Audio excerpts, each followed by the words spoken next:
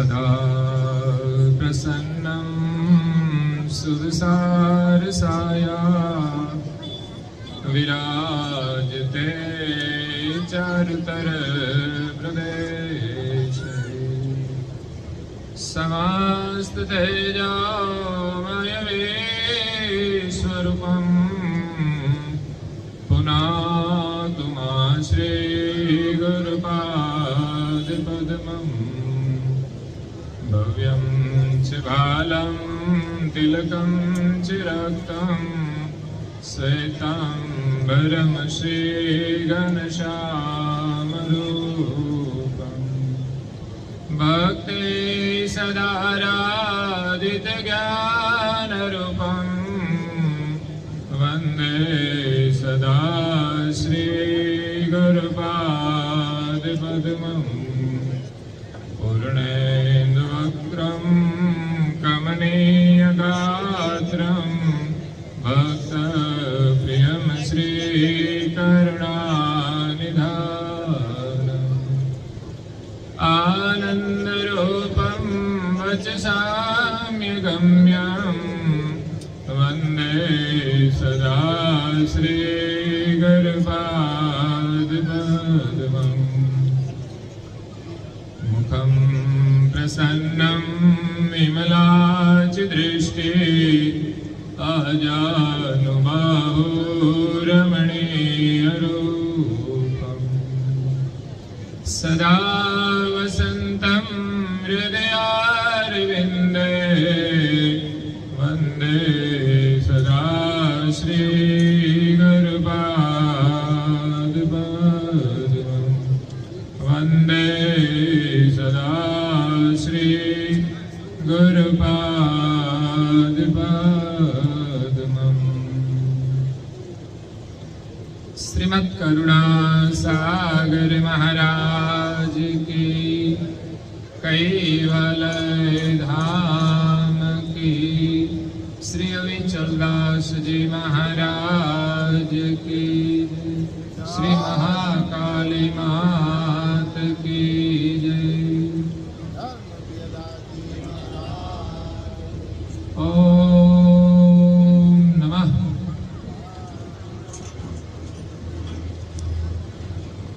श्रीमद्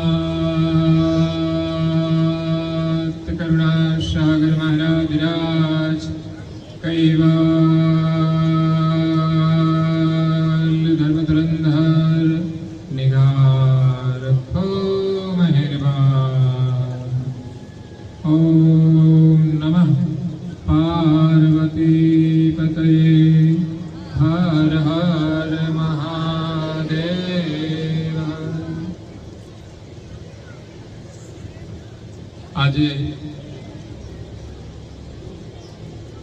સોયલા ગામના આંગણે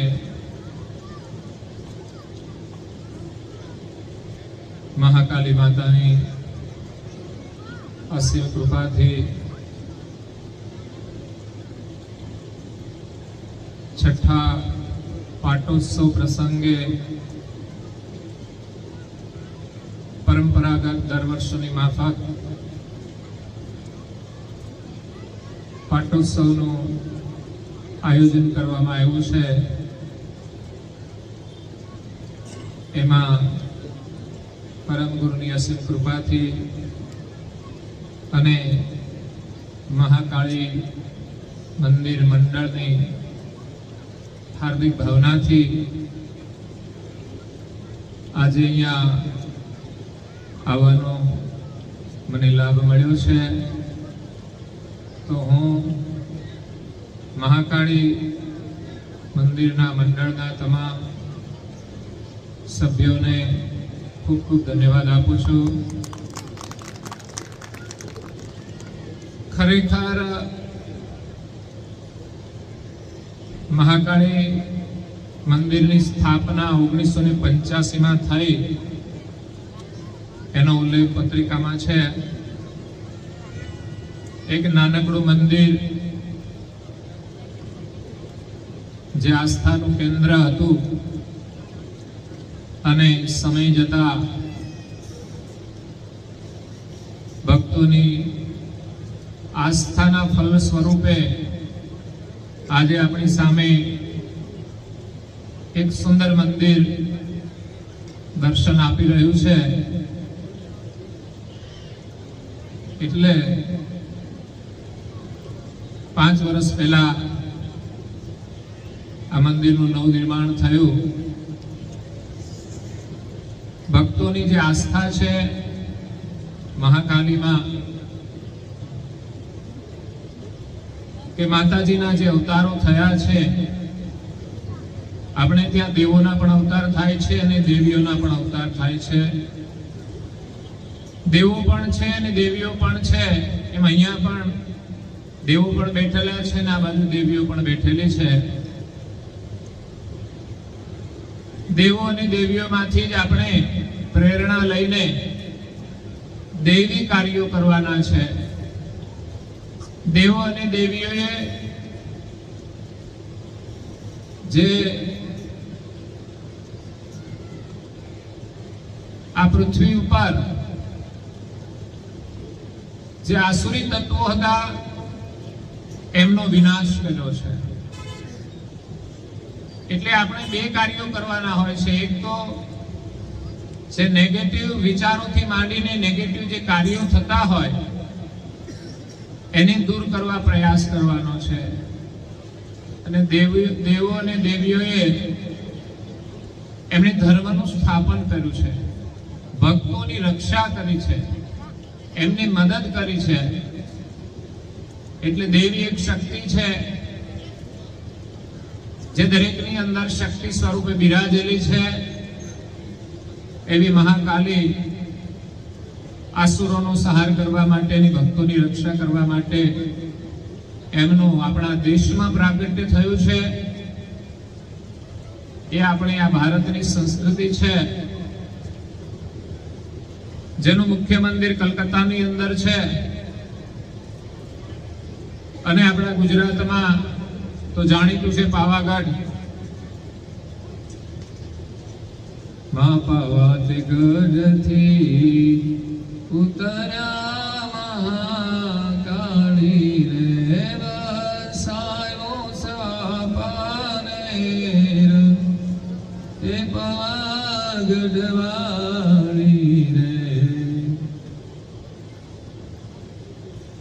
તો અનેક ભક્તોની આસ્થાનું કેન્દ્ર પાવાગઢ એ પણ આજે વિકસિત થયું છે. અને છેલ્લા 10 વર્ષમાં કહું તો આપણી હિન્દુ સંસ્કૃતિનો વિકાસ કરવા માટે સરકાર પણ પ્રતિબદ્ધ છે, જેથી આપણી સંસ્કૃતિના જે સ્થાનો છે એની અંદર વિકાસ થઈ રહ્યો છે. એટલે આજે અહીંયા મહાકાળીના પાટોત્સવ પ્રસંગે આયોજન કરવામાં આવ્યું છે. ત્યારે આપણે એ મહાકાળીને તો પ્રથમ યાદ કરીએ. રામકૃષ્ણ પરમહંસ એ મહાકાળીના ઉપાસક હતા અને એમની આરાધનાથી એ આગળ વધ્યા. એમ કહેવાય છે કે એટલી એમની શ્રદ્ધા હતી કે સાક્ષાત મહાકાલી એમનું કાર્ય કરતા હતા. પણ એમણે એક વાત કરી કે ભલે હું સાક્ષાત છું, તારું કાર્ય કરું છું, પણ તારે જીવનમાં ગુરુ તો કરવા પડશે. એટલે દેવીઓએ ભક્તોની રક્ષા કરી છે, એની મદદ કરી છે અને સાથે સાથે આધ્યાત્મિક માર્ગ પણ બતાવ્યો છે. કારણ કે આપણી હિન્દુ સંસ્કૃતિની પરંપરા જે ચાલી આવે છે એ ગુરુ પરંપરા છે અને એના આધારે આપણી સંસ્કૃતિ જીવંત છે. ગુરુ દ્વારા આપણને જ્ઞાન મળે છે, સત્સંગ મળે છે, જેના દ્વારા આપણામાં જાગરણ આવે છે, સત્ય માર્ગની સમજ પ્રાપ્ત થાય છે અને ગુરુ જ આપણને સાધનાના માર્ગે આગળ લઈ જાય છે. દુનિયાનું કોઈ એવું ક્ષેત્ર નથી કે જેમાં ગુરુને કોઈ સ્થાન ન હોય. જે કોઈ કાર્ય ક્ષેત્ર હોય એ પ્રમાણે એમાં ગુરુનું મહત્વ છે. જેમ આજે આ તેજસ્વી બાળકો હતા, એનું સન્માન કરવામાં આવ્યું. મને બહુ આનંદ થયો કે સમાજ દ્વારા સમાજ સેવાના અને આવા તેજસ્વી બાળકોના સન્માનના કાર્યક્રમો થાય એ ખરેખર ગામનું ગૌરવ છે, ગામની પ્રગતિ છે. તો અહીંયા આ પાટોત્સવ નિમિત્તે જે કઈ પ્રવૃત્તિ ચાલી રહી છે મંદિર દ્વારા, અને ખાસ કરીને બધા સોયલાના યુવકો છે, વડીલો છે, તન મન ધનથી મહેનત કરીને સમાજ સેવાની પ્રવૃત્તિઓ કરી રહ્યા છે. જેમાં મંદિરનું જીર્ણોદ્ધાર કરીને નૂતન મંદિર બનાવ્યું, એક ઉત્સાહનું કાર્ય કર્યું છે. પછી સમાજ સેવાના કાર્યો પણ આ મંડળ દ્વારા થાય છે. એ પણ એક ગૌરવની વાત છે. તો આપણી જે મંદિરની સંસ્કૃતિ છે, પરંપરા છે, એ કેટલી મહત્વપૂર્ણ છે કે મંદિરના માધ્યમથી આપણને સેવા પૂજા અને દર્શનનો લાભ મળે છે. ત્યાં નિયમિત સેવા પૂજા થતી હોય એટલે માતાજી અહીંયા સાક્ષાત બિરાજમાન છે એની પ્રતીતિ થાય છે. અને એ પ્રકારે પૂજા કરવામાં આવે તો જ આપણા કાર્યો સંપન્ન થતા હોય છે. એ સિવાય પણ આ મંડળ દ્વારા સમાજ સેવાના જે કાર્યો થાય છે એ પણ પત્રિકામાં એની નોંધ આપી છે. તમે બધા જાણો છો, ગામના લોકો. તો ખરેખર સમાજની અંદર આ કાર્યોની જરૂર છે કે લોકોમાં સેવાની ભાવનાનું જાગરણ થાય, એકબીજાને આપણે સહયોગ આપીએ. એ જ સાચો ધર્મ છે. હા, દરેકની એક એક માન્યતા હોય છે ઈષ્ટ પ્રત્યેની, પરંતુ સાથે મળીને રહેવાનો જે ધર્મ છે એ જ આપણો સાચો ધર્મ છે. જે તે ઈષ્ટની આરાધનાથી આપણને દરેક પ્રત્યે સહાનુભૂતિ પ્રગટ થાય, દરેકના પ્રત્યે પ્રેમની લાગણી પ્રગટ થાય, આત્મીય ભાવનાનું જાગરણ થાય. એ જ આપણો સાચો ધર્મ છે. અહીંયા નગરની અંદર દર વર્ષે સુંદર શોભાયાત્રાનું આયોજન થાય છે. એમાં આખા ગામને જોડવામાં આવે છે. ભોજન પ્રસાદની પણ સુંદર વ્યવસ્થા હોય કે એક રસોડે આપણું આખું ગામ જમે. એ ગામની એક એકતાનું પ્રતીક છે.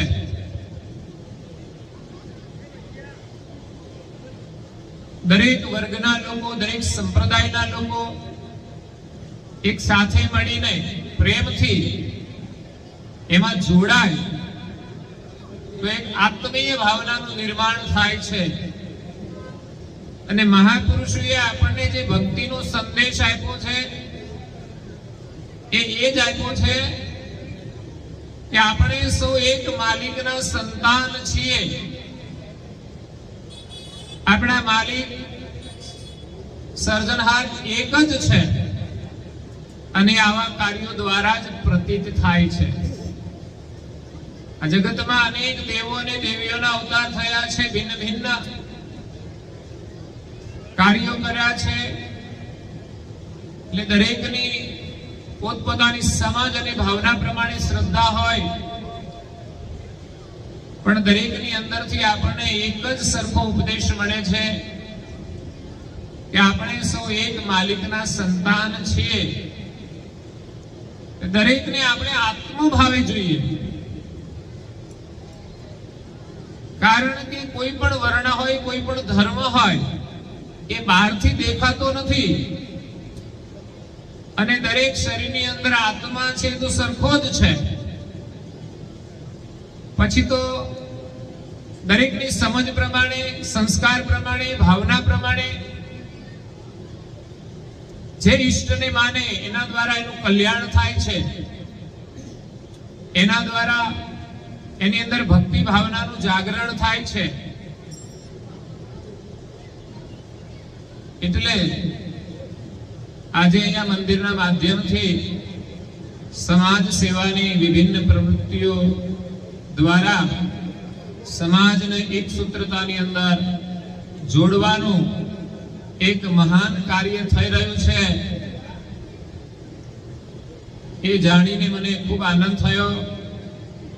હું ચોયલા ગામના બધા જ ભક્તોને ખૂબ ખૂબ ધન્યવાદ આપું છું કે બધા સાથે હળી મળીને સાથ સહકારથી આમાં સહભાગી બની અને એનો લાભ લે છે.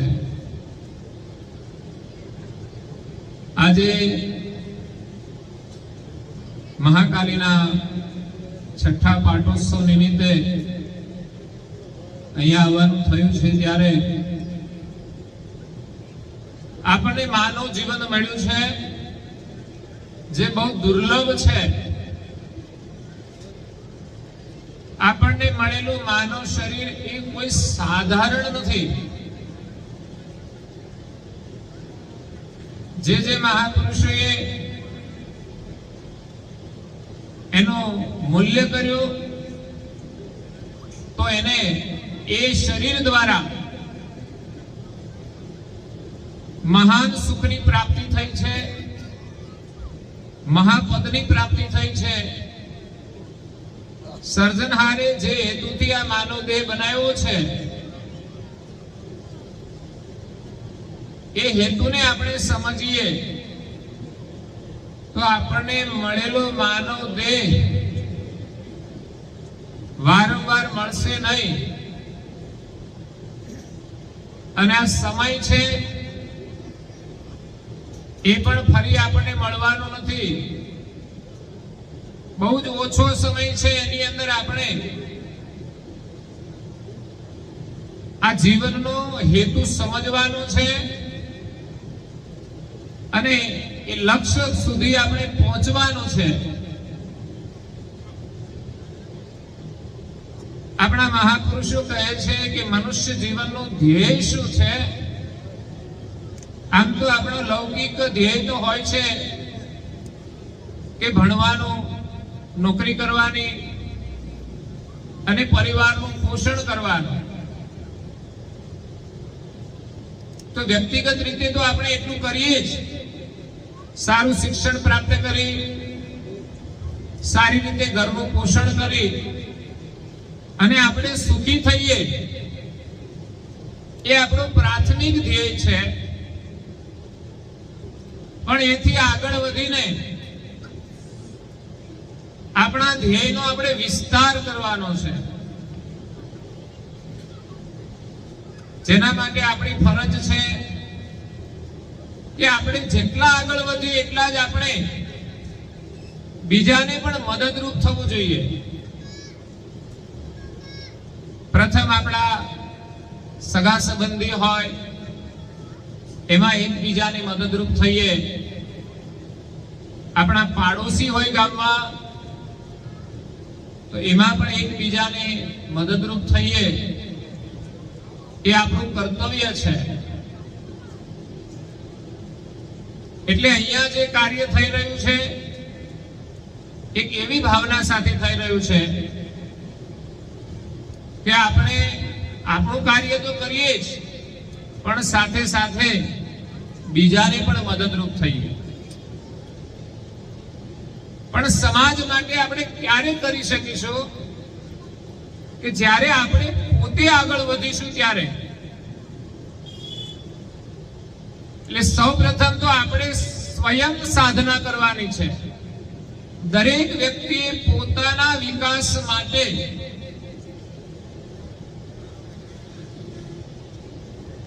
ખૂબ મહેનત કરીને આગળ વધવાનું છે. જે કોઈ આગળ વધ્યા છે એની પાસે નોલેજ હતું, એમણે ખૂબ મહેનત કરી છે અને એની અંદર એક આગળ વધવાની લાગણી હતી. તો આપણે આગળ વધવા માટે નોલેજ મહત્વનું છે.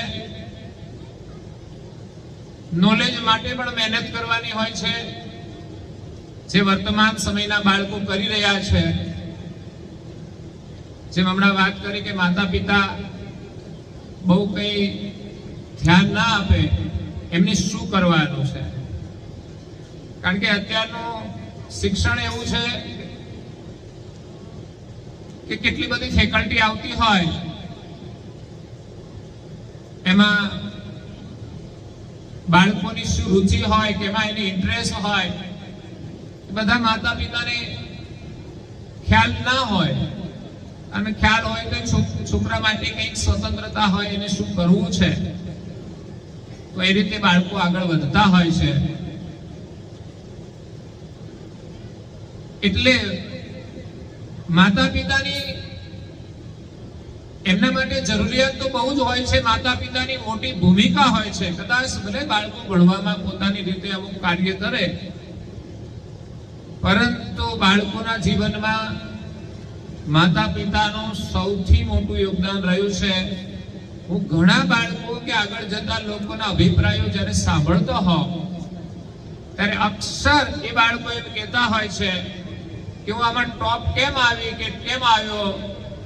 તો કે એમાં મારા પપ્પાએ કઈ હેલ્પ કરી હોય, કે મારી મમ્મીએ હેલ્પ કરી હોય, એવું એમનું નિવેદન હોય છે.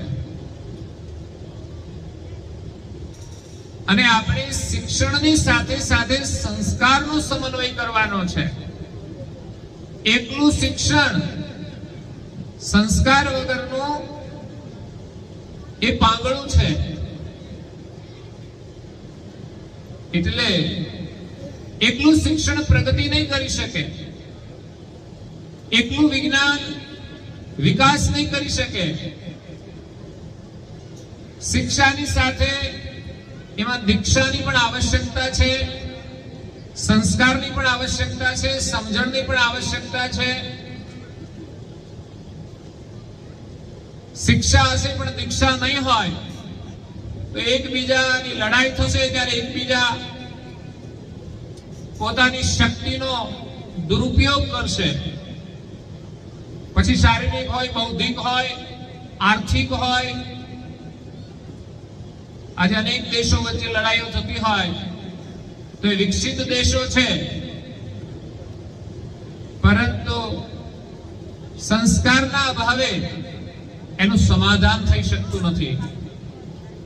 બાકી આપણા દેશના તો પ્રધાનમંત્રી એમ કે છે દરેક ઝઘડાનો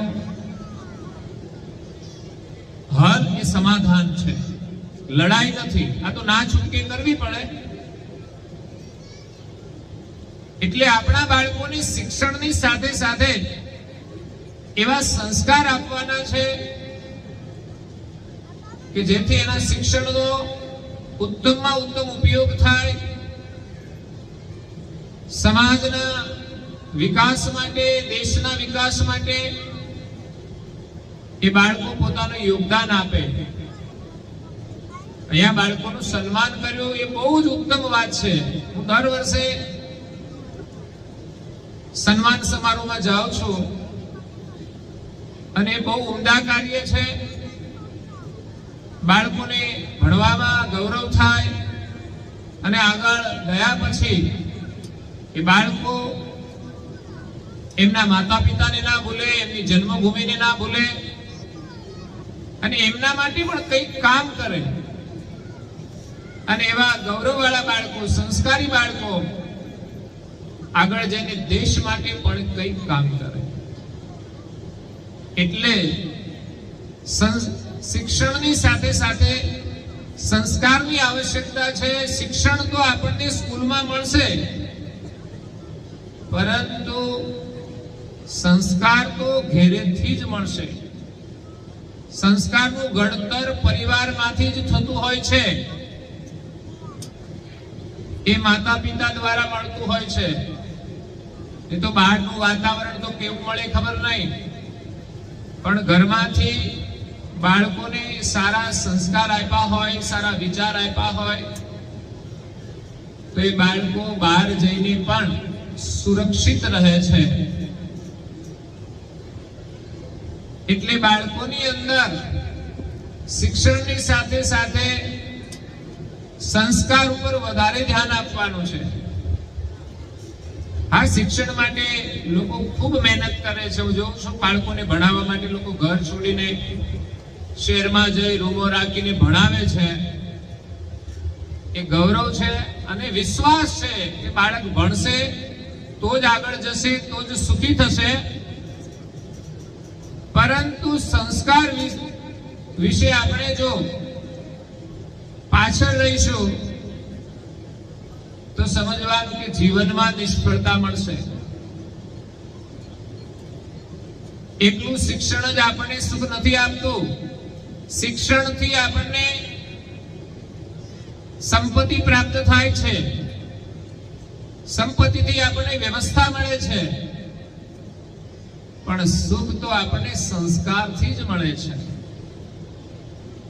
પરિવારની અંદર માતા પિતાનો આદર કરવો એ સંસ્કાર છે. બાળકોએ વહેલા ઉઠવું, પણ બાળકોને ઉઠાડતા પહેલા મારે વડીલોને પણ કહેવું પડે, યુવાનોને પણ કહેવું પડે, એમના માતા પિતાને કહેવું પડે કે આપણે પણ વહેલા ઉઠવું પડે આપણા બાળકોને સંસ્કાર આપવા હોય તો. અને એમાં મહત્વના આપણી સંસ્કૃતિના સંસ્કાર છે એ તો દરેક બાળકની અંદર હોવા જ જોઈએ. આપણે જેને માનતા હોઈએ એમની પ્રાર્થના પૂજા આપણને આવડવી જોઈએ, આપણા બાળકોને આવડવી જોઈએ અને આપણા બાળકો કરવા જોઈએ. હું તો હંમેશા આગ્રહ રાખતો હોઉં છું કે કોઈ પણ ધર્મ હોય, કોઈ પણ પરિવાર હોય, આપણે કોઈને કોઈ ધર્મને માનીએ છીએ, કોઈને કોઈ ઈષ્ટને માનીએ છીએ, તો એ આપણી આસ્થાનું કેન્દ્ર છે. તો એમની સેવા, પૂજા, પ્રાર્થના આપણે અવશ્ય કરવી જોઈએ. હું ઘણા નાના પરિવારમાં જઈએ, નાના નાના બાળકો સંસ્કૃતના શ્લોક બોલતા હોય ત્યારે મોટાને સંકોચ થાય, આપણને તો કશું આવડતું નથી અને આ બાળકો તો હજુ નાના છે, ત્યાં કેટલું સરસ બોલે છે. કારણ કે એમના ઘરમાં એમના માતા પિતા હોય છે, એને તાલીમ આપતા હોય છે. અગર તો એના ઘરમાં નિયમિત પાઠ થતા હોય છે તો સ્વાભાવિક બાળકોને આવડી જાય છે. એટલે આજે જે પાટોત્સવ છે, અહીંયા મંદિરની સ્થાપના કરવામાં આવી છે, નિર્માણ થયું છે, એ આપણા માટે સંસ્કારનું કેન્દ્ર છે.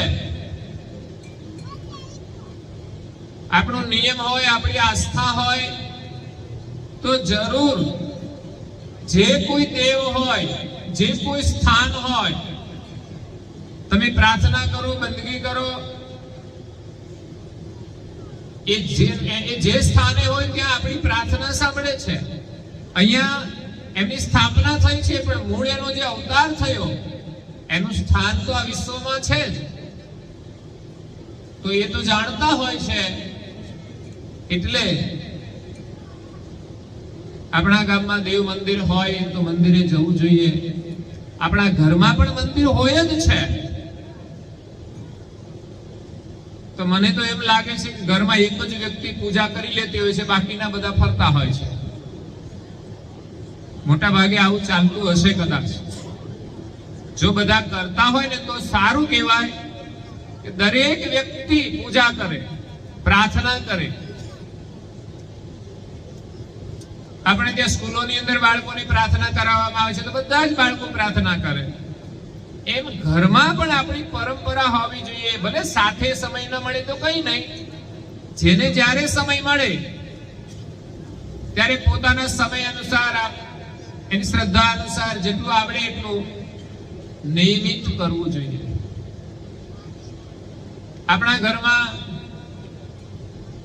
એક રસોડું હોય છે પણ ભોજન તો બધા જ કરે છે.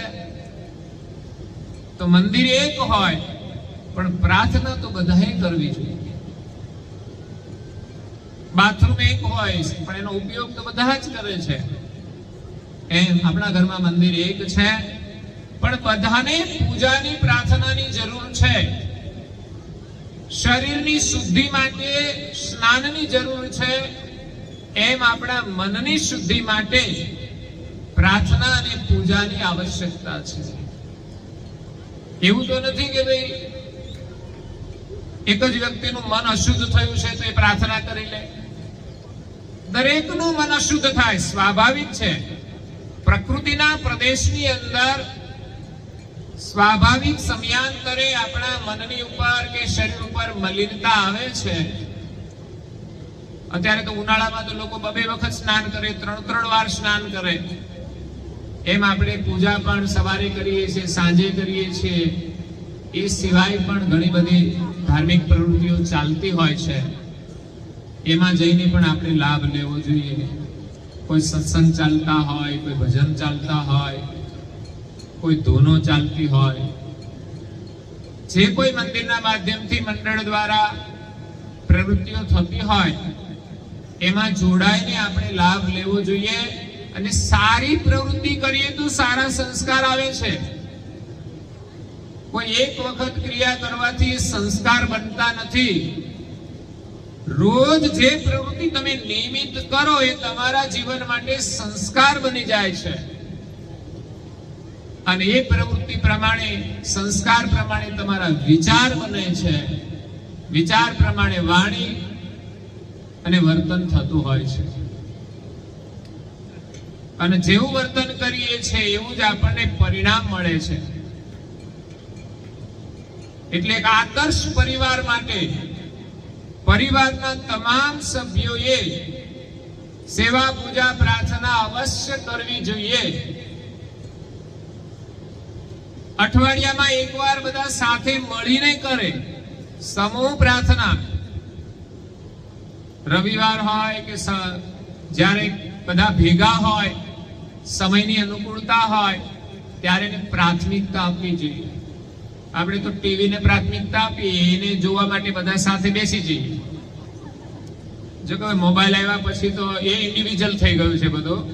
હવની પથારીમાં જ હવ જોયા કરે. રાત્રે મોડા સુધી આપણે જોઈએ એનો વાંધો નથી, પણ સવારે પાછું વહેલું ઉઠવું પડે. અને નિયમિતનું જે પૂજા કર્મ છે, પ્રાર્થના છે, એ થવી જોઈએ. પણ અત્યારના છોકરાઓ જો આ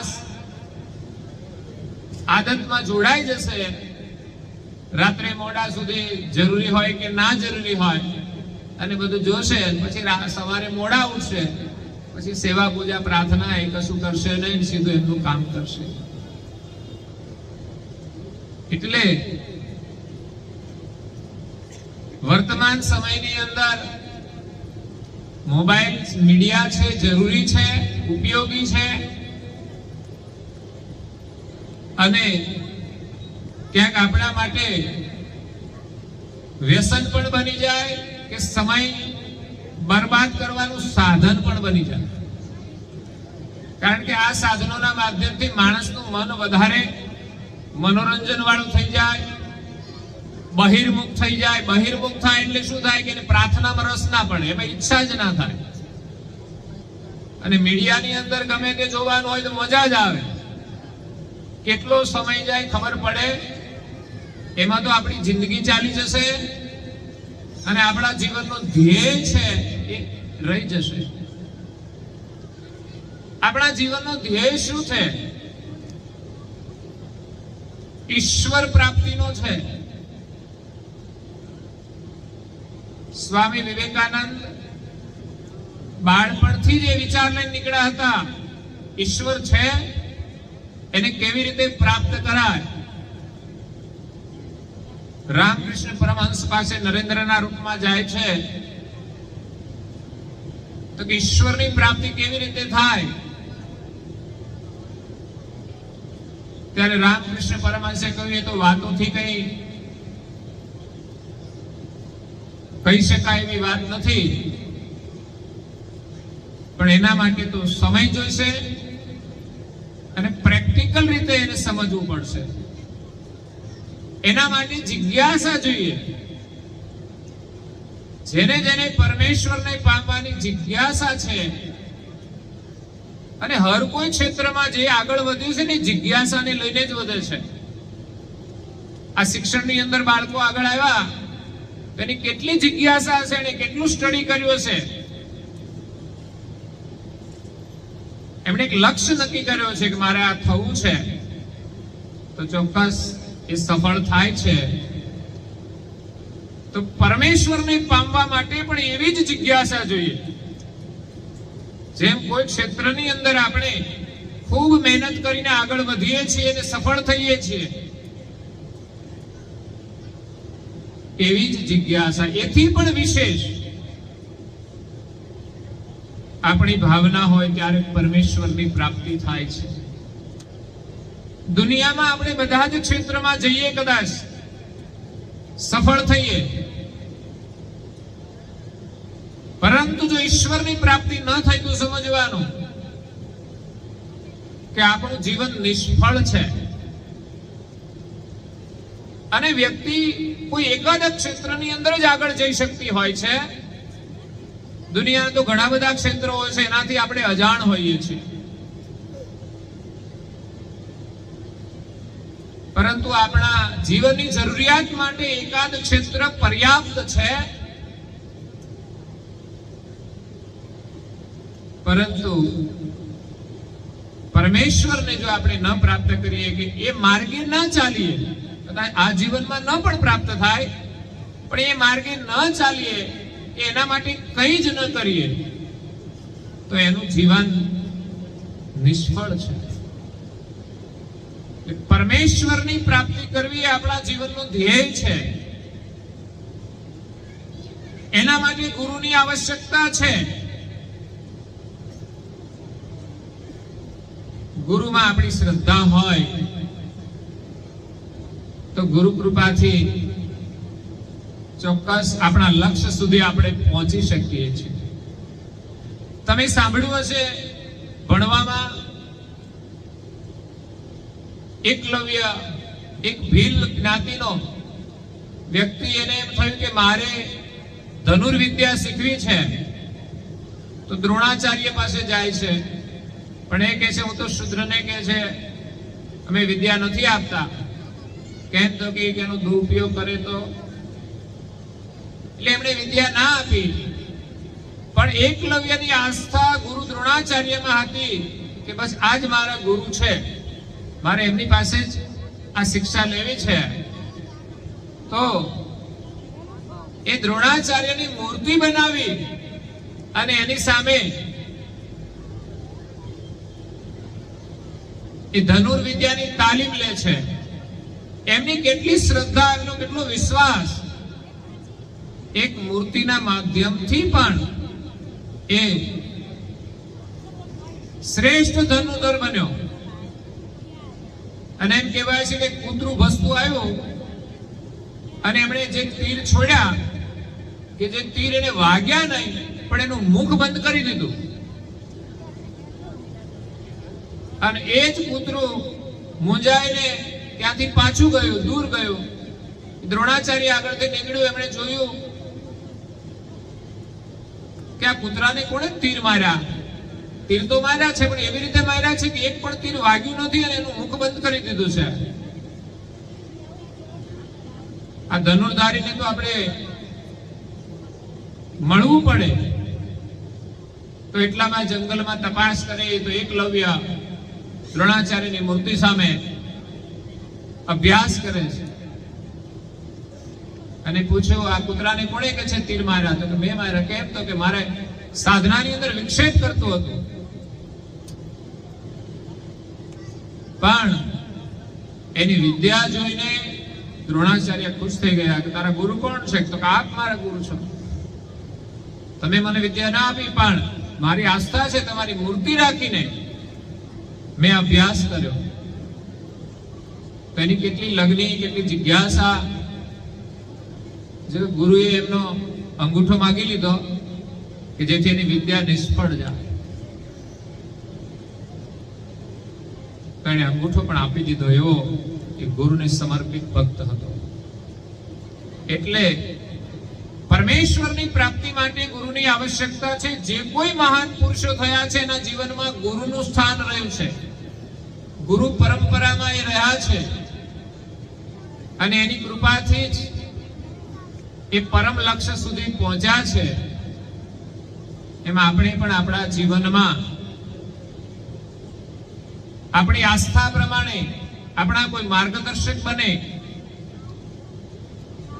એવા ગુરુમાં આસ્થા રાખીને આપણે ધર્મના માર્ગે આગળ વધવું જોઈએ, કે જે આપણને પરમેશ્વર તરફ લઈ જાય, આપણા આત્મા તરફ લઈ જાય. કારણ કે આપણે આત્મા છીએ, એની ઓળખાણ માટે પણ ગુરુની આવશ્યકતા છે. એક પરમેશ્વર, એનું મહત્વ કેટલું છે કે એકનો અંક હોય, એકના અંક પાછળ જેટલા મીંડા લગાવો એટલું એનું મૂલ્ય વધતું જાય છે. નહીં તો ઝીરોનું મૂલ્ય કંઈ જ નથી, પરંતુ આગળ એક લખેલો હોય એના પાછળ તમે મીંડા લખતા જાઓ એટલું એનું મૂલ્ય 10 ગણું થતું જાય. આ છે એકનું મૂલ્ય, એ છે પરમેશ્વર.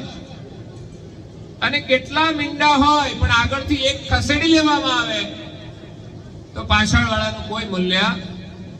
એમ આ સંસારની જે કઈ પ્રવૃત્તિ છે ને એ આપણી મીંડા જેવી છે, સમજી લેજો. હા, એનું મહત્વ છે. જો આગળ એકડો લાગે ને તો ઘણું મૂલ્ય થઈ જાય. તમે સારું શિક્ષણ મેળવ્યું છે, સાથે તમારી પાસે ધર્મના સંસ્કાર હોય, તમારી ઈષ્ટમાં શ્રદ્ધા હોય, તો તમને મળેલું શિક્ષણ, તમને મળેલી સંપત્તિ એ તમારા માટે તો વપરાશે, પણ તમારી પાસે વધારે હશે તો સમાજ માટે વપરાશે, પરમેશ્વરના કાર્ય માટે વપરાશે. એટલે જીવનમાં ધર્મના સંસ્કારનું મહત્વ છે, એમના વિચારનું મહત્વ છે. એના માટે જીવનમાં ગુરુની આવશ્યકતા છે,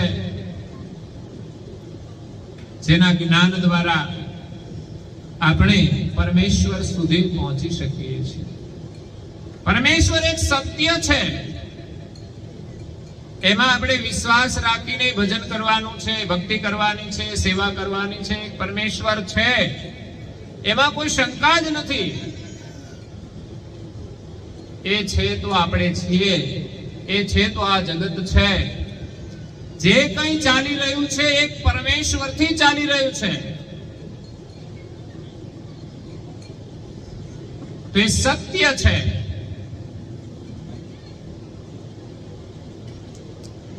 પરંતુ ઘણા લોકોને દેખાતું નથી. આપણે તો જે દેખાય છે એમાં જ વિશ્વાસ છે, એની પાછળ દોડીએ છીએ, પણ એની પાછળ તો આપણું જીવન પૂરું થઈ જાય છે ને અંતે આપણા હાથમાં કઈ રહેતો નથી. એક ગરીબ માણસનો છોકરો સારું ભણી અને હાઈકોર્ટનો જજ બની જાય, એના માટે ઘણી સારી વાત છે. એક ગરીબ માણસનો છોકરો, જેને કલ્પના પણ ન હોય. આપણે વિચારીએ કે શાળાની અંદર ભણતા બાળકો, પ્રાઇમરીની અંદર, એ સમયે ખબર જ ન હોય કે આ બાળકો એના જીવનમાં આગળ ક્યાં ક્યાં પહોંચશે. જે સાથે ભણ્યા હોય ને પછી મોટા થયા પછી જ્યારે સર્વે કરે ત્યારે એને એમ થાય કે કોણ કોણ કઈ બાજુ કેટલા આગળ નીકળ્યા છે. એમ એક ગરીબ પરિવારનું બાળક ભણીને આગળ વધે એટલે એના ઘરની બધી સમસ્યાઓ દૂર થઈ જાય, એક જજ બની જાય, જીવનમાં જોઈતી બધી જ વ્યવસ્થા મળી જાય. અને પછી અંતે રિટાયર્ડ થઈ જાય અને જીવનના અંત તરફ જાય અને એમણે ઈશ્વર ભજન ન કર્યું હોય તો એને છેલ્લે અહેસાસ થાય મેં જીવનમાં જે કંઈ કર્યું પણ આખર ઈશ્વર ભજન વગર તો કંઈ કામનું નથી. ખાલી જીવન પસાર થયું સારી રીતે, પણ આપણને જે જીવન મળ્યું છે એનો સાચા અર્થમાં ઉપયોગ ના થાય, એને સંતોષ ના થાય. કોઈ પણ માણસ ગમે તેટલો આગળ વધી જાય, એના જીવનમાં કોઈ સુકૃત ન હોય, કોઈ સમાજ સેવાનું કાર્ય ન હોય, ભગવત સ્મરણ ન હોય, તો એને છેલ્લે અહેસાસ થશે કે મેં ઘણું બધું કર્યું પણ આખર કઈ જ નહીં. જેમ સિકંદર નામ તો બધાએ સાંભળ્યું છે, કેટલાય દેશો ઉપર ચઢાઈ કરી સામ્રાજ્ય સ્થાપતો ભારતમાં આવ્યો, પણ અહીંયા આવતા એનો અંત થયો. એની પાસે ઘણી સમૃદ્ધિ હતી, સામ્રાજ્ય હતો, પણ અંતે મરણને શરણ થયો ત્યારે છેલ્લે કહેતો ગયો કે જનાજામાં મારા હાથ ખુલ્લા રાખજો. જનાજામાં કે છે તિજોરીઓની ચાવી રાખજો, ખચર ઉપર પોટલા બાંધીને. જેટલા સેનાપતિઓ હોય બધા જ સૈનિકોને મારા જનાજાની અંદર સાથે રાખજો. કેમ કે મારે દુનિયાને સંદેશ આપવો છે કે આટલી બધી સેના હતી, આટલી બધી સંપત્તિ હતી, છતાં પણ એ પોતાની જાતને બચાવી શક્યો નથી, એ મોતને રોકી શક્યો નથી. છેલ્લે આવવાનું તો મોત છે ને, તો એની આપણે તો તૈયારી કરવાની છે. આપણે ગમે તે રીતે જીવીએ, મોત તો આવવાનું જ છે, પણ જીવન સફળ થાય ને આવે એના માટે સ્વાગત હોય છે, અને નિષ્ફળ જીવન જાય એના માટે શોક હોય છે. એટલે આજે અહીંયા સુંદર પાટોત્સવનું આયોજન કરવામાં આવ્યું છે, અને સાથે સાથે બહુ સરસ આયોજન મને તો ગમ્યું છે, દર વર્ષે કરે છે. એ ખરેખર એ સંગઠનનો વિકાસ છે, ગામનો પણ એક વિકાસ છે, ભાવિ પેઢીનો પણ એક વિકાસ છે. આવતીકાલે સુંદર યજ્ઞનું પણ આયોજન છે, જે આપણી સંસ્કૃતિ છે. આપણા ઋષિમુનિઓ યજ્ઞો કરતા હતા, અને આજે પણ યજ્ઞની પરંપરાઓ ચાલે છે પ્રસંગોપાત. જે યજ્ઞ દ્વારા એક પોઝિટિવ ઉર્જા પ્રગટ થાય છે, એ યજ્ઞ મંત્રો દ્વારા થતો હોય, અગ્નિ દ્વારા થતો હોય, એની અંદર હવન સામગ્રી હોમવામાં આવતી હોય, એના બળવાથી એ વાતાવરણને શુદ્ધ કરે છે.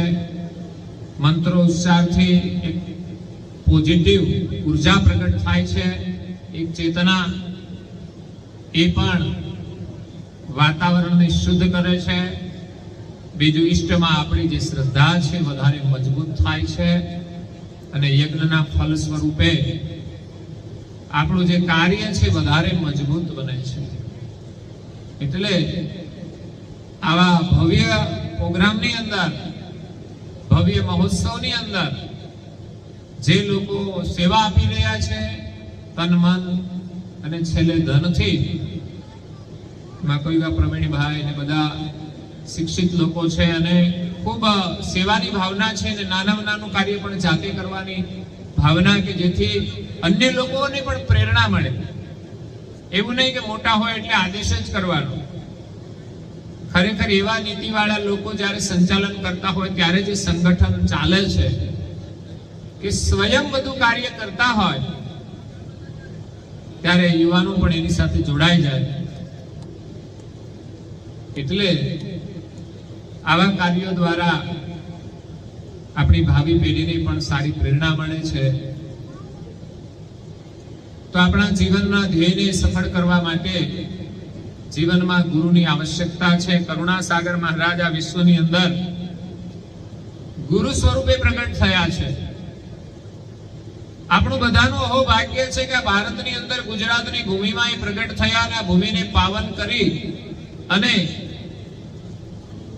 ધર્મ જગતનું શ્રેષ્ઠ જ્ઞાન વિશ્વને પ્રદાન કર્યું છે. કારણ કે આજે આધુનિક સમય હોવા છતાંય અજ્ઞાનતા અને અંધશ્રદ્ધા તો છે જ. આજે ઘણા લોકો શિક્ષિત હોવા છતાંય વ્યસનગ્રસ્ત હોય છે. જે લોકો નથી એના માટે સારી વાત છે કે જે શિક્ષિત લોકો છે એ સમજે છે કે ભાઈ આ વ્યસનનું સેવન ન કરાય, એ શિક્ષણમાં આવે છે. પણ બધા એને સમજતા નથી હોતા. તો ઘણા ભણ્યા પછી સારી પોસ્ટ ઉપર આવ્યા પછી પણ વ્યસનોનું સેવન કરતા હોય છે.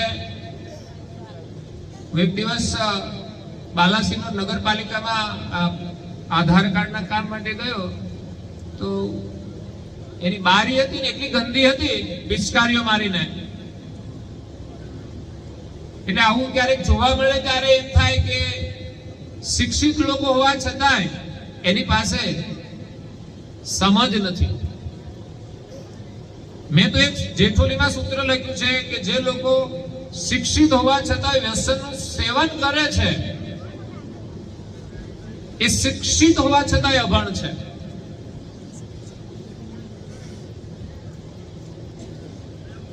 એટલે સાચું શિક્ષણ શું છે કે આ સેવન ન કરાય એની સમજણ એ સાચું શિક્ષણ છે. પેલું માત્ર અક્ષર જ્ઞાન કહેવાય. અક્ષર જ્ઞાન એ અર્થ ઉપાર્જન માટે ઉપયોગી છે, પરંતુ અક્ષર જ્ઞાનની સાથે સાથે આપણી પાસે આપણું જીવનલક્ષી શિક્ષણ પણ હોવું જોઈએ. માત્ર વ્યવસાયલક્ષી શિક્ષણથી આપણે સુખી નહીં થઈએ. તમે ભણશો સારું એટલે તમે સારો વ્યવસાય કરી શકશો, એટલે તમે પૈસા કમાશો તો તમારી વ્યવસ્થા બધી સચવાશે. પણ એની અંદર આપણે જેટલા કાવા દાવા કરીશું ને એટલા દુઃખી થઈશું. તો એ કાવા દાવા ક્યારે ના થાય કે જ્યારે આપણી પાસે જીવનલક્ષી શિક્ષણ હોય, સંસ્કારનું શિક્ષણ હોય. તમે પૈસા કમાઓ છો, સુખી છો, ગાડીમાં ફરો છો, પણ સવારે ગાડીમાં બેસો ત્યારે તો તમે એક પિસ્ટોલ પીને બેસો છો, એક મસાલો ખાઈને બેસો છો. તો એક બાજુ તમે સુખી થવા માટે ગાડી લાવ્યા છો, બંગલો લાવ્યા છો, એમાં એસી છે, અને બીજી બાજુ આપણે જે આચરણ કરી રહ્યા છે દુઃખી થવાનું છે. એટલે વર્તમાન સમયમાં પણ હજુ ઘણા પ્રમાણમાં વ્યસનનું સેવન થાય છે. હવે તો આમ નીકળીએ ત્યાં અમારી નજર પડે ત્યાં કોઈક ને કોઈક કામ કઈ ને કઈ કરતું જ હોય. કોઈ બીડીયા ફૂંકતા હોય, કોઈ વળી મસાલા છોડતા હોય, કોઈ પડીકીઓ ખાતા હોય, અને હવે તો નવું આવ્યું છે અંધારામાં કરતા હોય પાછા. એ બહુ ખતરનાક છે. એનાથી જે લોકોના જીવન અને પરિવાર બરબાદ થાય છે, તો એનાથી આપણે સાવધાન રહેવાનું છે કે આવા વ્યસનોના આપણે ગુલામ ન બનીએ, કે આવા વાતાવરણના સંગમાં ન આવીએ. આપણા બાળકો માટે પણ સાવધાની રાખવાની છે. કારણ કે આજની જે યુવા જનરેશન છે એ કોલેજમાં કઈ પાર્ટી હોય તો એમાં આવું બધું લાવી અને આદતો પડી જતી હોય છે. પહેલા તો બધા ખાનગી રીતે બધું કરતા હોય, તો એનાથી પણ એનું જીવન બરબાદ થાય છે. આપણા બાળકોની અંદર એવી સમજ હોવી જોઈએ કે એવા કોઈ મિત્રોનો સંગ ન કરે, કે એવી કોઈ પાર્ટીમાં ના જોડાય, કે એવી કોઈ પાર્ટી ના કરે. આપણે ત્યાં સંસ્કૃતિ પ્રમાણે કોઈ પણ પ્રસંગની ઉજવણી થતી હોય છે, આપણે કઈ પણ પાર્ટી આપવી હોય તો આપણા ઘરે આપણે સંસ્કૃતિ પ્રમાણે આપણે આપી શકીએ છીએ. એટલે આપણા યુવાનોને, શિક્ષિત જે બાળકો છે એમને આપણે આ સારા સંસ્કારો આપવાના છે કે જેથી એનું જીવન સુરક્ષિત રહે. એટલે વ્યસનથી તો આપણે ખાસ સાવધાન રહેવાનું છે. એનાથી આપણને કેટલું નુકસાન છે એ વિચાર કરીશું તો એનાથી છૂટીશું. મોટા ભાગના લોકોની માન્યતા જ એવી છે કે આના વગર તો ચાલે જ નહીં. જન્મ્યા ત્યારે તો આપણે દૂધ પાયું છે, એવું તો નથી કે જન્મથી આપણને આપ્યું છે. પણ કદાચ માતાના તો નહીં પણ પિતાના સંસ્કારમાં આવી ગયું હોય તો શરૂ થઈ જાય. બાળપણથી ના આપ્યું હોય પણ મોટા થયા પછી એને સંગ દોષ લાગી જાય, કારણ કે એના લોહીમાં ગુણ આવી જાય ને, એટલે એના જવાબદાર એના પિતા પણ હોઈ શકે. એટલે સૌપ્રથમ તો વડીલોએ એક આદર્શ ઊભો કરવો જોઈએ. અને મારી કલ્પના તો એવી છે કે દરેક પરિવાર નિર્વ્યસની હોય. એવું જો સર્વે કરીએ તો 10% જ લોકો નીકળે એવા પરિવાર કે પરિવારમાં કોઈ વ્યસન ન કરતો હોય, બાકી એકાદ નંગ તો નીકળે જ.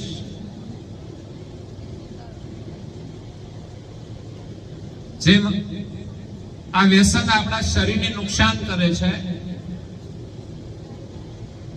આહાર ઉપર જઈએ તો પણ ઘણું બધું આપણને શીખવા મળે કે ભાઈ શું ખાવું જોઈએ, શું ન ખાવું જોઈએ. આપણે તો ખાવાની વસ્તુમાં વિવેક હોવો જોઈએ. એમાં ન ખાવાની ચીજ હોય તો ક્યારે અડવી જ ના જોઈએ. તો એવી વસ્તુનું સેવન કરવાથી આપણું સ્વાસ્થ્ય બગડે છે, શારીરિક નુકસાન, માનસિક પણ નુકસાન છે. વ્યસનનું સેવન ન કરો તો મન કામ કરતું નથી. બૌદ્ધિક પણ નુકસાન છે. તમારી બુદ્ધિ જે અવલોકન કરે છે એમાં પણ કમજોરી આવશે, યાદ શક્તિઓ પણ ઘટશે. અને આર્થિક નુકસાન કોઈ ગણતરી નથી કરતું. શાકભાજી વાળા સાથે 2 રૂપિયા માટે માથાકૂટ કરે અને મસાલા 10 રૂપિયા આપીને જતા રહે.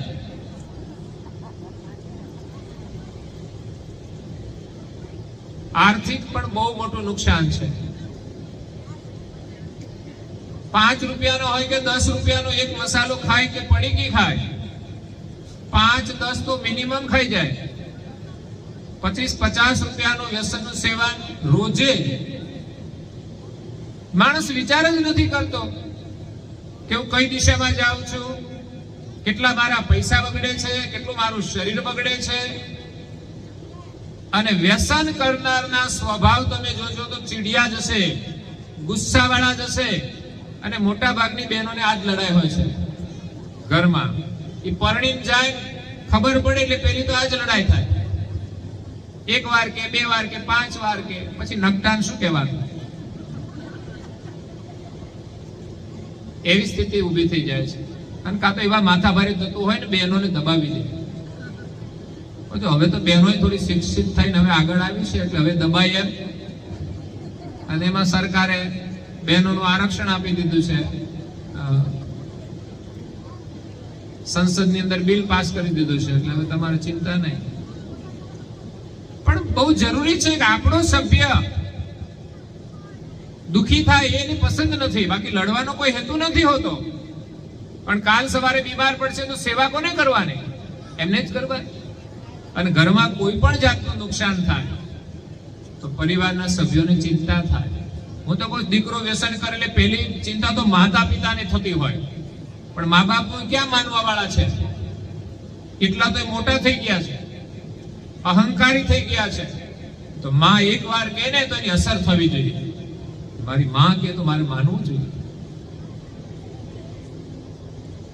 એટલે માતા પિતાનું પણ ના માને. પછી લગ્ન થાય તો ઘરમાં પત્ની આવે, એ સલાહ આપે, શિખામણ આપે, એને પણ નજરઅંદાજ કરી દે, એ પણ ન સ્વીકારે. પછી સમય જાય એટલે એના ઘરમાં નાના નાના છોકરા થાય ને થોડા મોટા થાય ને પછી એ બાપાને સલાહ આપે કે પપ્પા ના ખવાય. કોઈ મૂર્ખને ખબર પડતી. એક નાનું બાળક સલાહ આપે ને ભગવાનની સલાહ કહેવાય. આપણને એમ થાય કે આપણે આટલા વર્ષ કાઢ્યા ક્યાં કે આ 5 વર્ષના 7 વર્ષના બાળકને આટલી સમજણ પડે કે આ ના ખવાય, તો આપણામાં એટલી સમજણ આવવી જોઈએ કે હવે આપણે છોડવી જોઈએ. આટલા વર્ષે આ બુદ્ધિ ન આવી કે આ ન ખવાય, પણ નાના બાળકો સલાહ આપે ત્યારે છોડવાનો પ્રયાસ કરવો જોઈએ. એટલે વ્યસનથી બહુ મોટું નુકસાન છે. જેટલું આપણે બિનજરૂરી આટલો ખર્ચ કરી નાખીએ, આટલો ખર્ચ આપણે ધર્મ કાર્યમાં રોજ નહીં કરીએ. હું કહું દૈનિક તમે કોઈ 25-50 રૂપિયા મંદિરમાં નાખો, નહીં નાખો, 1 રૂપિયો તો નાખે તો સારું. બાકી કોઈ 25-50 રૂપિયા રોજ ના નાખે. પ્રસંગોપાત આપી દે થોડા, અને સેવા ભાવી હોય એ પ્રસંગને ઉપાડી લે. પણ વ્યસની લોકો જે વ્યસન પાછળ રોજ 25 ને 50 કોઈ ચિંતા વગર, કોઈ ગણતરી વગર આપી જ દે, તો હું એમ કહું છું કે વ્યસન ન કરે અને એ જ પૈસો સમાજ સેવામાં વાપરે તો કેટલું સારું કામ થાય. એટલે શિક્ષણ સાથે સંસ્કારની જરૂર છે, શિક્ષાની જરૂર છે. એટલે વ્યસન પણ માણસના જીવનને બરબાદ કરે છે. જે માણસને આધ્યાત્મિક માર્ગની અંદર અવરોધરૂપ થાય છે, એમને ભક્તિ ભજનની અંદર સ્થિરતા નથી આવવાની. જો લૌકિક કાર્યમાં વિક્ષેપ કરતું હોય વ્યસન, તો આધ્યાત્મિકતાની અંદર તો એ આગળ વધી જ ના શકે. એટલે એવા વ્યસનોને દૂર કરવા માટે પણ અભિયાનો ચલાવવા જોઈએ. આમ તો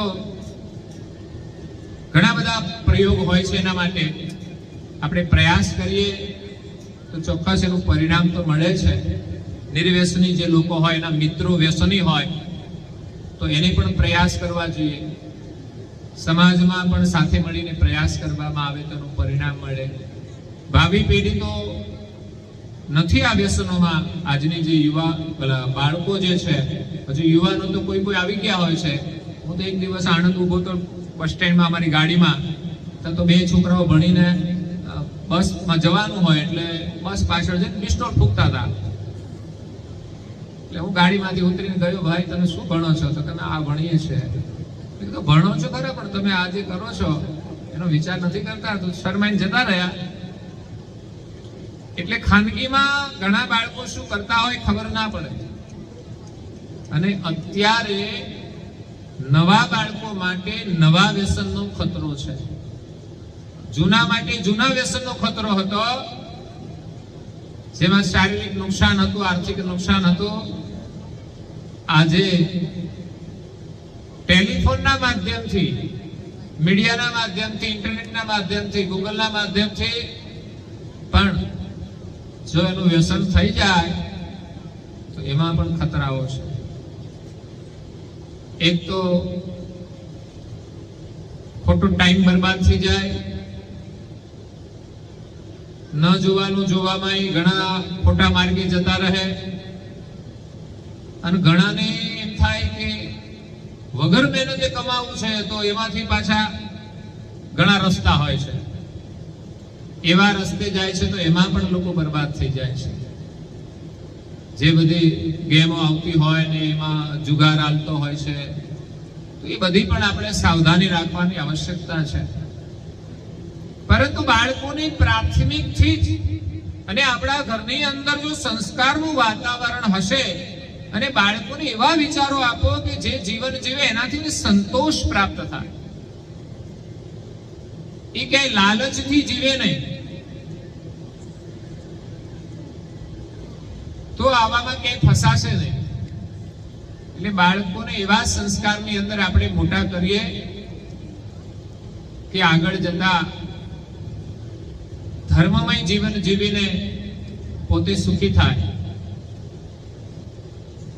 એટલે જેટલી પ્રગતિ છે એમાં પડતીના પણ એટલા જ સ્થાન હોય છે, રસ્તા હોય છે. એટલે આપણે સાવધાની રાખવાની તો આવશ્યકતા છે. પણ મનુષ્ય જીવન મળ્યું છે, એની સફળતા છે ઈશ્વર ભજન.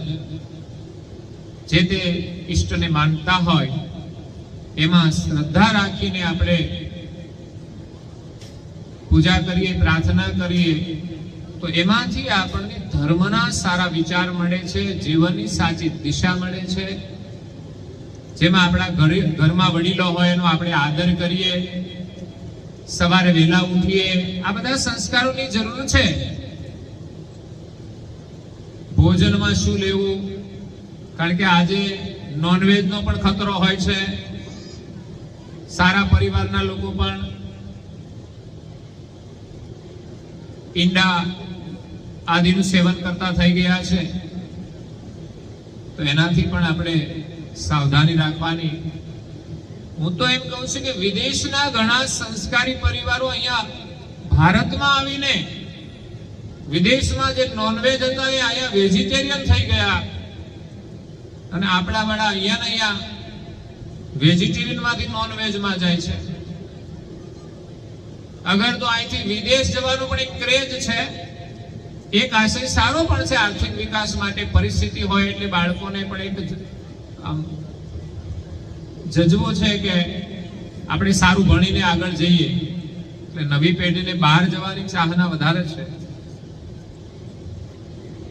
એમ કે અહીંયા ભણ્યા હોય એ પ્રમાણે આપણને નોકરી ના મળે, પણ બહાર જઈએ તો મળી જાય એવા વિશ્વાસ સાથે જાય છે. એ સારું છે, પરંતુ આપણી સંસ્કૃતિને સાથે રાખજો, નહીં તો આગળ જતા આપણું જીવન એ માત્ર ભૌતિકતાની અંદર બંધાઈ જશે તો ત્યાં પણ આપણે સુખી નહીં થઈએ. એટલે સુખ એ સંસ્કૃતિમાં છે, ધર્મની અંદર છે, આપણા પરિવાર સાથે છે. તો પરિવારની અંદર પ્રેમની લાગણી હોય, પરિવારની અંદર સુખ શાંતિ હોય, બધા પ્રેમથી રહીએ. કોઈ નાની નાની બાબતમાં ખેંચા ખેંચી, લડાઈ ઝઘડા આ ના થવું જોઈએ, એવી સમજણ હોય તો જ આપણે પરિવારમાં સુખી થઈએ અને આપણું જીવન સફળ થાય. ખરેખર આજે સોયલામાં તો હું ઘણી વાર આવું છું. અહીંયા બધા પરમ ગુરુના સેવકો છે કઈ પારાયણોમાં, પણ આજે આ ગામના સમૂહ કાર્યક્રમની અંદર આવવા માટે સોયલા ગામ અને મહાકાલી મંદિરના જે બધા આયોજકો છે એમણે મહાકાલી માતાએ અને પરમ ગુરુએ પ્રેરણા કરીને જે નિમંત્રણ આપ્યું એ બદલ એમને હું ખૂબ ખૂબ ધન્યવાદ આપું છું કે આજે તમે એક સુંદર આયોજન કર્યું છે. એમાં સત્કાર સમારંભની સાથે સત્સંગ આશીર્વચનનું પણ આયોજન કર્યું. કાલે યજ્ઞનું પણ આયોજન છે, શોભાયાત્રા પણ છે, કાલે સમૂહ ભોજન પણ છે. બહુ ભવ્ય કાર્યક્રમનું આયોજન કર્યું છે અને બધા યુવાનો પણ એક સાથે રહીને જે કામ કરી રહ્યા છે એક સફળતા છે.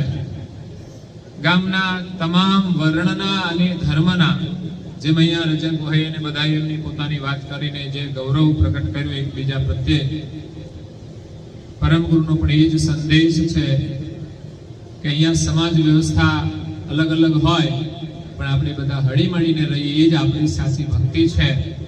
આપણે સૌ એક માલિકના અંશ છીએ. અહીંયા તો આપણે સંસારની વ્યવસ્થા પ્રમાણે જન્મ, જાતિ બધું હોય, ધર્મ, પણ વાસ્તવિક જ્યારે આગળ વધીશું ત્યારે આપણા માટે કોઈ ભેદભાવ નહીં રહે. જેમ એક પરિવારની અંદર આપણે માની કે આપણે એક જ માતા પિતાના સંતાન છીએ, એમ જ્યારે આપણી સમજણ, ભક્તિ આગળ વધે ત્યારે આખા વિશ્વને આપણે આપણો પરિવાર માનીએ છીએ. અને એ જ આપણી ભારતની સંસ્કૃતિ છે. અને હવે આ વર્તમાન સમયની અંદર આ ભારતનો ઝંડો આખા વિશ્વની અંદર લહેરાઈ રહ્યો છે. એ પણ એ જ સંસ્કૃતિથી લહેરાઈ રહ્યો છે કે વસુધૈવ કુટુંબકમ. આપણા ઋષિઓની આપણને જે વિચાર આપ્યા છે, સર્વે ભવન્તુ સુખીન સર્વે સંતુ નિરામયા સર્વે ભદ્રાણી પશ્યન્તિ મા કચ્છિત દુર્ભાગ ભવે. ઓમ સહના ભવતુ સહનો ભુનક્તુ સવિર્યં કર્વાવહૈ તેજસ્વીનાવધીતમસ્તુ મહાવિદ્વિષાવહૈ. ઓમ અસતો મા સદ્ગમય તમસો માં જ્યોતિર્ગમય મૃત્યોર્મા અમૃતમ. તો આ આપણી ભારતીય સંસ્કૃતિની જે પરંપરા અને વિચારો છે એના ઉપર આપણે ચાલીને આપણા જીવનને સફળ કરવાનું છે. ખરેખર આપણી પાસે જેટલા સારા અને ઉત્તમ વિચારો હશે એટલા જ આપણે ઊંચાઈ પર જઈશું. આજે માત્ર આપણે જ નહીં, આપણે આપણા પરિવારને, આપણા પાડોશીને, આપણા ગામને, આપણા દેશને આપણે ઊંચાઈ પર લઈ જવો છે. આ દેશમાં બધા જ લોકો જો આવા વિચારો સાથે આગળ ચાલશે તો ખરેખર ભારત વિશ્વની અંદર ઊંચાઈ ઉપર પહોંચશે. અને જે સૂત્ર આપ્યું છે વિશ્વગુરુ બનવાનું, એ આપણા બધાના સહયોગથી સાકાર થશે. સ્વચ્છતા ઉપર પણ ધ્યાન આપજો, કારણ કે આપણે સ્વચ્છતાને જાણવા છતાંય ઘણીવાર મહત્વ નથી આપતા. આપણું ઘર સ્વચ્છ હોય પણ બીજી જગ્યાએ આપણે ગંદકી કરીએ કે ગમે તે કચરો નાખીએ તો એ ઉચિત નથી. આપણે ક્યાંય પણ કચરો નાખીએ, સમજવાનું કે આપણા ઘરમાં જ નાખી રહ્યા છીએ, આપણા જીવનમાં જ નાખી રહ્યા છીએ. આપણું ઘર કઈ નાનું નથી. આ તો ગામે આપણું ઘર છે ને, આ દેશે આપણું ઘર છે. તો ગમે ત્યાં કોઈ વસ્તુ ન નાખીએ. અને કચરામાં જતી વસ્તુ કઈ ઉપયોગમાં આવી શકે એવું આયોજન કરીએ તો પણ કચરો ઓછો થાય. તો એના વિશે પણ જેટલું વિચારીએ ને એટલું આપણે સારું કામ કરી શકીએ છીએ. આરોગ્યની પણ આપણે ચિંતા કરીએ, સ્વચ્છતા રાખીને, કે આપણે બધા સ્વસ્થ રહીએ, સ્વચ્છ રહીએ અને ચારિત્ર્યવાન બનીએ. આપણા જીવનને સફળ કરી આપણા દેશને આપણે આગળ લઈ જઈએ. તો આજે અહીંયા ખૂબ સરસ આયોજન કર્યું છે, એના માટે મારી શુભકામનાઓ છે. મહાકાળીના આશીર્વાદ છે, પરમ ગુરુના ખૂબ આશીર્વાદ છે કે એમની કૃપા અત્રે આવેલા અને આ યજ્ઞની અંદર જોડાયેલા જે તમામ ભાઈઓ બહેનો છે સૌના ઉપર એમની કૃપા વરસતી રહે. સૌનું જીવન સફળ થાય, સૌને ખૂબ જ સારું કામ કરવાની શક્તિ આપે અને સારા કાર્યો માટે ભગવાન એમને ખૂબ આર્થિક શક્તિ પણ આપે, જેથી એમના દ્વારા આવા કાર્યો થતા રહે. આ સાથે સમય થાય છે તો અહીંયા મારી વાણીને વિરામ આપું છું. અસ્તુ સત્કેવલ સાહેબ. શ્રીમદ કરુણા સાગર મહારાજ કી, કૈવલ ધામ કી જય.